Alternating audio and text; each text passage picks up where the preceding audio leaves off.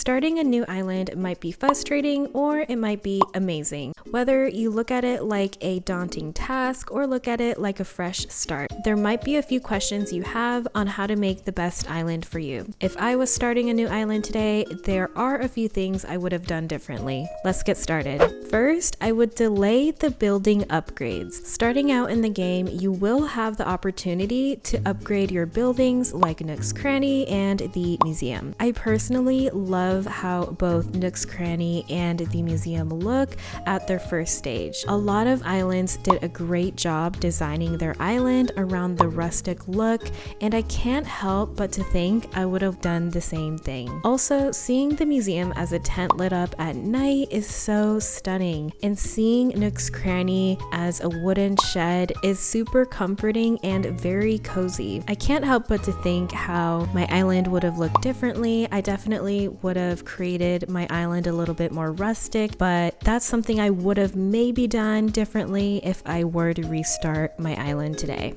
If I was starting the game again, I would look up tips and tricks online earlier to help me discover what cool new items I could acquire or how certain things can be done in the game, such as crossbreeding flowers, growing golden roses, what each balloon color in the sky means, things like that. It's not necessary to know these facts, but I think I would have benefited from knowing some of these things earlier rather than later. It definitely would have helped some confusions I would have had earlier in the game.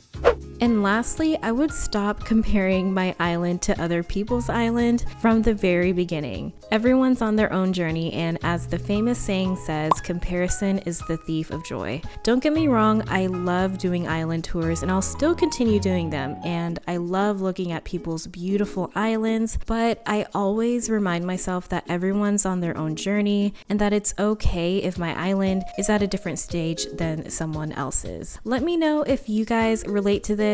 These are definitely the things I would have done differently if I was starting a new island in Animal Crossing New Horizons. But I'm still happy with the progress I made, and I'm definitely proud of it. I'm happy to share all the tips and tricks I have learned along the way to help you guys, and I hope this video has brought you some joy, some help, or some advice. And until the next video, thank you guys so much for watching, and I will see you in the next one very soon. Bye!